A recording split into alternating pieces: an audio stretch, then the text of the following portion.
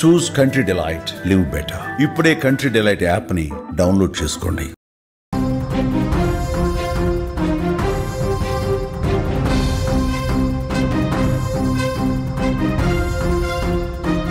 Breaking news చూస్తున్నాం. Pashamylaram Sigachi factory పేలుడు ఘటనకు సంబంధించి విషాదకరమైనటువంటి వార్త ఇంకొకటి చూస్తున్నాం. 9 మంది కార్మికుల ఆచూకీ ఇంకా కనిపించలేదు. శిథిలాల కింద లేరు అని అధికారులు చెప్తున్నారు. ఏమై ఉంటారన్న దానిపై కుటుంబ సభ్యుల్లో ఉత్కంఠ నెలకొంది. తమ వాళ్ళ ఆచూకీ తెలపాలంటూ ఆర్తనాదాలు చేస్తున్నారు. గుర్తు పట్టలేని స్థితిలో మృతదేహాలు ఉన్నాయి. పేలుడు తీవ్రతకు మాంసపు ముద్దలుగా కార్మికులు మారిపోయిన పరిస్థితి. మొత్తం 43 మంది చనిపోయినట్టుగా సమాచారం వస్తోంది. చికిత్స పొందుతున్నటువంటి 30 మందిలో కూడా 10 మంది పరిస్థితి ఇంకా విషమంగానే ఉంది. కంపెనీ యాజమాన్యం రాకపోవడంతో తీవ్ర ఆగ్రహం వ్యక్తం చేస్తూ ఉన్నారు మృతుల కుటుంబ సభ్యులు. పాషమైలారం సిగాచి ఫ్యాక్టరీ ఘటనలో రెస్క్యూ ఆపరేషన్ ఇంకా కొనసాగుతూనే ఉంది. శిథిలాల కింద చిక్కుకుపోయిన వాళ్ళ కోసం రెస్క్యూ బృందాలు తీవ్రంగా గాలిస్తున్నాయి. 9 మంది ఆచూకీ కనిపించడం లేదంటే అసలు ఏం జరుగుతుందో అర్థం కాని పరిస్థితి. శిథిలాలు తొలగిస్తున్నప్పటికీ ఇంకా కొంతమంది కార్మికుల ఆచూకీ తెలియటం లేదు. వాళ్ళు ఏమయ్యారు అర్థం కాని పరిస్థితి ఉంది. శిథిలాల కింద లేరని అధికారులు చెప్తుండడంతో అసలు వాళ్ళు ఏమై ఉంటారు, ఎక్కడున్నారు, వాళ్ళ ఆచూకీ అసలు ఎందుకు తెలియలేదు. 2 రోజులుగా రెస్క్యూ ఆపరేషన్ జరుగుతున్నప్పటికీ మా వాళ్లకు సంబంధించిన సమాచారం ఎందుకు బయటకు రావటం లేదు అంటూ వాళ్ళు తీవ్ర ఆగ్రహం వ్యక్తం చేస్తున్నటువంటి పరిస్థితి ఉంది. రెస్క్యూకు వర్షం కూడా కొంత అడ్డంకిగా మారడంతో నెమ్మదిగా పనులు జరుగుతున్నాయి. పూర్తి స్థాయి రెస్క్యూ జరిగితే ఆచూకీ తెలుస్తుందని చెప్తా ఉన్నారు అధికారులు. మొత్తం ఇప్పటి వరకు 43 మంది ప్రాణాలు కోల్పోయినట్టుగా సమాచారం వస్తుంది. వారిలో 13 మృతదేహాలు గుర్తించగా మిగతా మృతదేహాల గుర్తింపు కోసం ఒకవైపు DNA పరీక్షలు చేస్తూ ఉన్నారు. మాంసపు ముద్దలుగా కార్మికుల మృతదేహాలు ఉన్నాయంటే ఎంత దారుణమైనటువంటి పరిస్థితి అక్కడ నెలకొందో అర్థమవుతుంది. కొన్ని బూడిదలో కలిసిపోయినటువంటి పరిస్థితి ఉంది. ఎముకలు, దంతాలు సేకరించి DNA పరీక్షలకు అధికారులు సిద్ధమవుతున్నారు. అసలు మృతదేహాలు కనిపించడం లేదు. అసలు ఆ చనిపోయిన వాళ్ళు, ఆ మంటల్లో కాలిపోయిన వాళ్ళకి సంబంధించి కనీసం మాంసపు ముద్దలు కూడా దొరకని పరిస్థితి ఉందంటే కేవలం ఎముకల కోసం వెతుకుతున్నారు, వాళ్ళ దంతాల కోసం వెతుకుతున్నారంటే ఎంత దయనీయ పరిస్థితి అక్కడ ఉందో అర్థమవుతుంది. ఆసుపత్రిలో ప్రస్తుతం చికిత్స పొందుతున్న వాళ్ళు ఎవరైతే ఉన్నారో వాళ్ళలో 10 మంది పరిస్థితి ఇంకా విషమంగా ఉన్నటువంటి పరిస్థితి ఉంది. విజువల్స్లో మీరు చూస్తున్నారు. సిగాచి పరిశ్రమ అక్కడ రెస్క్యూకి సంబంధించినటువంటి దృశ్యాలు కూడా చూడొచ్చు. అలాగే చనిపోయినటువంటి వాళ్ళు ఎవరైతే చనిపోయిన మృతదేహాలు గుర్తించారో వాళ్ళకి సంబంధించిన డీటెయిల్స్ కూడా అధికారులు ఇస్తూ ఉన్నారు. సిగాచి పరిశ్రమలో ఇంత ఘోరం జరిగిన సంస్థ మేనేజింగ్ డైరెక్టర్ చిదంబరనాథ్ 2 రోజులుగా అక్కడికి రాకపోవటం మీద, ఎక్కడైతే ప్రమాద ఘటన జరిగిందో అక్కడికి రాకపోవడంపై స్థానికులు తీవ్రంగా ఆగ్రహం వ్యక్తం చేస్తూ ఉన్నారు. ఆయనపై ఇప్పటిదాకా కేసు నమోదు చేయకపోవటం ఏంటి అంటూ మండిపడుతున్నారు. ఒక బాధిత కుటుంబ సభ్యుడికి సంబంధించిన ఒక వ్యక్తి నేరుగా ఒక పోలీస్ స్టేషన్కి వెళ్ళి కంప్లైంట్ ఇచ్చాడు. ఈ కంపెనీ యాజమాన్యం మీద కేసు నమోదు చేయండి, ఇంతమంది చనిపోయి కుటుంబాలు అల్లాడిపోతున్నారు, అసలు వాళ్ళ కుటుంబ సభ్యులు ఎక్కడ ఉన్నారో కూడా తెలియట్లేదు, కొంతమంది ఆచూకీ అసలు కనిపించట్లేదు, కొంతమంది మృతదేహాలు గుర్తిస్తున్నప్పటికీ మరికొన్ని కుటుంబాల్లో అసలు ఏమైపోయారు, నా తండ్రి ఏమైపోయాడు, నా బాబాయ్ ఏమైపోయాడు, నా కొడుకు ఏమైపోయాడు అంటూ రోధిస్తున్నటువంటి పరిస్థితి. కనీసం వాళ్ళకి సంబంధించిన సమాచారం దొరకలేదు, మృతదేహాలు కనిపించలేదు, మంటల్లో కాలిపోయాయా, బూడిదైపోయాయా, కనీసం మాంస ముద్దలు కూడా మిగలనటువంటి పరిస్థితి ఉంటే ఇంత దారుణమైన పరిస్థితికి, ఇంత విషాదకరమైనటువంటి పరిస్థితికి కారణమైనటువంటి ఆ కంపెనీ యాజమాన్యం ఎందుకు ఇంకా స్పందించలేదు? ఆ కంపెనీ యాజమాన్యం, ఆ యజమాని ఎవడైతే ఉన్నాడో వాడు ఇంతవరకు కూడా ఆ ఫ్యాక్టరీ దగ్గరకు ఎందుకు రాలేదు? కుటుంబ సభ్యులను ఎందుకు కలవలేదు? కార్మికుల కుటుంబాలను ఎందుకు కలవలేదు? ఎందుకు వాళ్ళకు ఒక భరోసా ఇచ్చే ప్రయత్నం చేయలేదు? తప్పు అయిపోయిందని చెప్పి ఒక క్షమాపణ ఎందుకు చెప్పలేదు? కనీసం ఒక్క మాట కూడా ఎందుకు మాట్లాడలేదు? ఏమైపోయాడు? కేసు నమోదైంది. ప్రస్తుతం పోలీసులు కూడా ఈ కేసు దర్యాప్తు చేస్తామన్నారు. నిన్న ముఖ్యమంత్రి రేవంత్ రెడ్డి గారు ఘటనా స్థలానికి వెళ్ళారు, పరిశీలించారు పరిస్థితిని పూర్తిగా. అక్కడ ఉన్నటువంటి పరిస్థితి సమీక్షించి అసలు ఈ ప్రమాదాలు ఎందుకు జరుగుతున్నాయి, ఏంటి కారణం, ఏం కనిపిస్తోంది, అసలు ఇంత లోపభూయిష్టమైనటువంటి భద్రతా ప్రమాణాలు ఏంటి, ఇలాంటి ప్రమాదకరమైనటువంటి రసాయన పరిశ్రమల్లో ఎలాంటి జాగ్రత్తలు తీసుకోవాలి, ఇవన్నీ తీసుకోకుండా ఎందుకు మీనమేషాలు ఎక్కిస్తున్నారు, అసలు అధికార యంత్రాంగం కూడా, పరిశ్రమల శాఖ కూడా ఇలాంటి పరిశ్రమల మీద ఎందుకు తనిఖీలు చేయటం లేదు? ఏదైనా ఒక ప్రమాదం జరిగినప్పుడు దాని గురించి తలుచుకుని బాధపడి 2 రోజుల తర్వాత మర్చిపోవటం కాదు. ఇలాంటి పరిశ్రమలు, రసాయన పరిశ్రమల మీద పూర్తిగా క్షుణ్ణంగా నిఘా ఉంచాలి. తెలంగాణలో, ఇటు తెలంగాణే కాదు ఉమ్మడి రాష్ట్రంలో ఒక రసాయన పరిశ్రమలో అతిపెద్ద ప్రమాదంగా రేవంత్ రెడ్డి గారు చెప్తా ఉన్నారు. గతంలో ఎప్పుడూ కూడా 40 నుంచి 50 మంది కార్మికులు ఒకే రోజున ఈ మంటల్లో కాలిపోయి జరిగినటువంటి దుర్ఘటన లేదు. ఇంత దారుణమైనటువంటి పెద్ద ప్రమాదంగా దీన్ని చూడాలి. మరొకసారి ఇలాంటి ప్రమాదాలు జరగకుండా భవిష్యత్తులో చాలా సీరియస్గా యాక్షన్స్ తీసుకోవాలంటూ అధికారులు కూడా రేవంత్ రెడ్డి గారు ఇన్స్ట్రక్షన్స్ జారీ చేసినటువంటి పరిస్థితి ఉంది. నిన్న ఆ రియాక్టర్స్ పేలుడుకు సంబంధించిన నిపుణులు ఎవరైతే ఉంటారో ఆ రసాయన పరిశ్రమలో ఆ రియాక్టర్లు ఏ విధంగా పనిచేస్తే ఎలాంటి జాగ్రత్తలు తీసుకోవాలి ఆ నిపుణులు, అలాగే పరిశ్రమల శాఖకు సంబంధించిన అధికారులు వీళ్ళందరితో ఒక కమిటీని కూడా ఏర్పాటు చేసి ఇన్వెస్టిగేట్ స్టార్ట్ చేసినటువంటి పరిస్థితి ఉంది. కానీ ఆ కుటుంబాల గురించి ఒక్కసారి ఆలోచిస్తే ఆ కుటుంబాలు ఎంతగా రోధిస్తున్నాయి. ఆ కుటుంబాలు ఇంకా పడిగాపులు పడతానే ఉన్నారు. ఒకవైపు ఆసుపత్రి దగ్గర పడిగాపులు పడుతున్నారు, ఇక్కడ కంపెనీ దగ్గర వాళ్ళు రోజుల తరబడి నిరీక్షిస్తున్నారు. సోమవారం ఉదయం ఈ ఘటన జరిగితే అప్పటి నుంచి కూడా కొన్ని కుటుంబాలు ఏమైపోయారు మా కుటుంబ సభ్యులు, ఎక్కడ కనీసం వాళ్ళ మృతదేహాలను మాకు అప్పగించండి, 2 రోజుల నుంచి ఏం కాంటాక్ట్ లేదు, అధికారులు ఏం చెప్పట్లేదు, ఇంకా మేము ఎవరి కోసం బతకాలి, ఏంటి దారుణం, ఏంటి అన్యాయం అంటూ వాళ్ళు కన్నీళ్లు పెట్టుకుంటూ రోధిస్తున్నారు.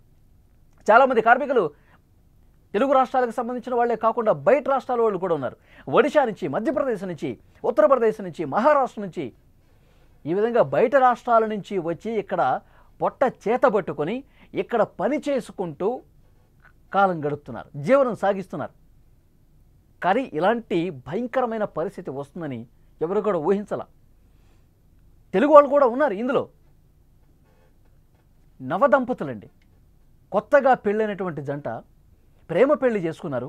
ఈ సిగాచి పరిశ్రమలోనే వాళ్ళు ఉద్యోగులుగా ఉన్నారు, ప్రేమించి పెళ్లి చేసుకున్నారు. పెద్దలు కూడా ఒక హామీ ఇచ్చారు, ఆషాఢం మాసం అయిపోయిన తర్వాత గ్రాండ్గా మన ఊళ్ళోనే మీ పెళ్లి జరిపిస్తాం అని ఒక హామీ ఇచ్చారు. వాళ్ళు ఎన్నో ఆశలు పెట్టుకున్నారు, జీవితానికి సంబంధించి ఎన్నో ఆశల్లో విహరించారు. జీవితం ఈ విధంగా మనం ప్లాన్ చేసుకోవాలని చెప్పి కలలు కన్నారు. అన్నీ కూడా ఆ కలలన్నీ, ఆ ఆశలన్నీ పూర్తిగా సిగాచి పరిశ్రమ సాక్షిగా, ఆ ప్రమాదం సాక్షిగా మంటల్లో కాలి బూడిదైపోయినటువంటి పరిస్థితి ఉంది. ఇలా ఎన్నో కుటుంబాలు, ఒక్కొక్క కుటుంబాన్ని కదిలిస్తే ఒక్కొక్క కథ కనిపిస్తోంది.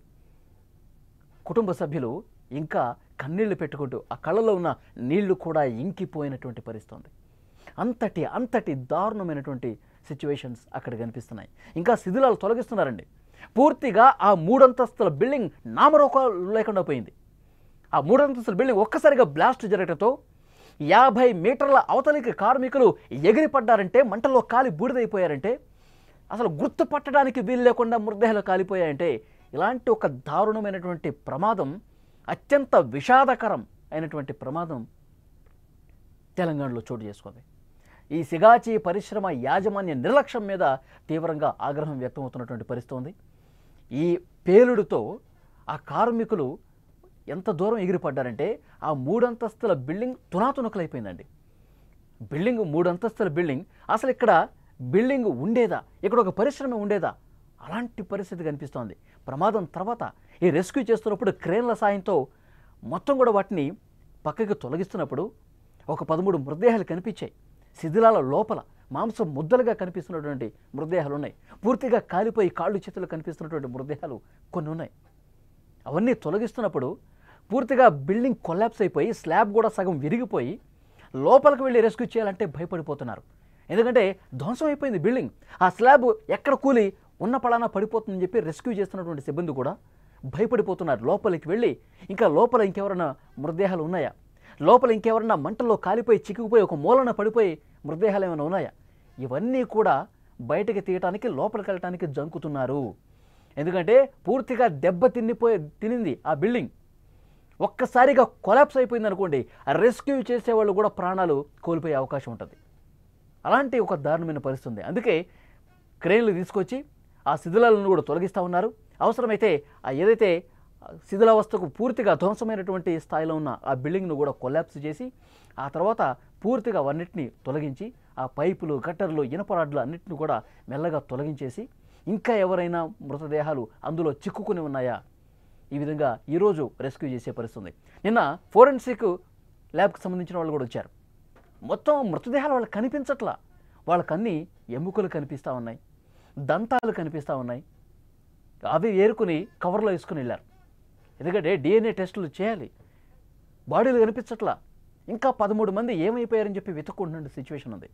అంతటి పెను విషాదం కనిపిస్తుంది అక్కడ. కుటుంబ సభ్యులు, కార్మికుల కుటుంబ సభ్యుల్ని వాళ్ళతో మాట్లాడటానికి కూడా మాటలు రావట్లా.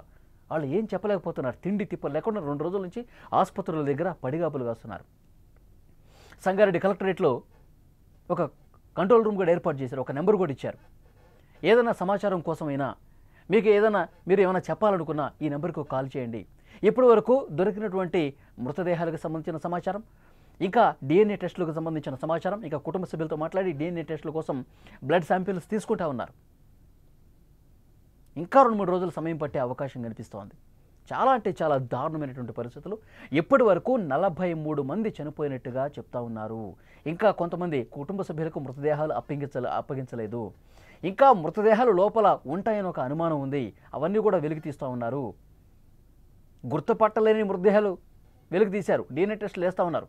అసలు కనీసం ఎలాంటి ఆధారం లేనటువంటి, ఎలాంటి ఆధారం చిక్కలా, ఇంకా వాళ్ళకి ఎలాంటి ఎముకలు దొరకలేదు. కొన్ని మృతదేహాలకు సంబంధించి పూర్తిగా మాంసం ముద్దలు కరిగిపోయాయండి. మంటల్లో కాలి బూడిదైపోయింది. తెలియట్లా ఇంకా ఎంతమంది ఉన్నారన్నది. ముఖ్యమంత్రి రేవంత్ రెడ్డి గారు ఇంత ప్రమాదం జరిగిన తర్వాత చాలా అంటే చాలా సీరియస్గా వార్నింగ్ ఇచ్చిన పరిస్థితి ఉంది. మృతుల కుటుంబాలకు ఒక్కొక్కరికి ₹1 కోటి ఇప్పించాలి. యాజమాన్యంతో మాట్లాడండి. వాళ్ళు ఎందుకు ఇంకా అందుబాటులోకి రాలేదు, ఇంకా ఎందుకు వాళ్ళు ఏం స్పందించలేదు, యాజమాన్యంతో మాట్లాడి వాళ్ళు ఎంత ఇస్తారు, ₹1 కోటి ఇప్పించాలి మనం ఒక ప్రతి కుటుంబానికి కూడా. ఇప్పటికే తక్షణ సాయం కింద తెలంగాణ రాష్ట్ర ప్రభుత్వం ₹1,00,000, గాయపడ్డ వాళ్ళకి ₹50,000, అలాగే కేంద్ర ప్రభుత్వం కూడా చనిపోయిన కుటుంబాలకు ₹2,00,000, ₹50,000 గాయపడ్డ వాళ్ళకు ప్రకటించారు. ఇమీడియట్గా ఇచ్చేశారు. నేను కలెక్టర్ గారు కూడా కుటుంబాలకు ఇచ్చేశారు. కానీ ఆ యాజమాన్యం వెంటనే స్పందించి ప్రతి ఒక్క కుటుంబానికి ₹1 కోటి ఇవ్వాల్సినటువంటి అవసరం ఉంది. ఇది గుజరాత్కి సంబంధించిన కంపెనీ అండి, సిగాచి.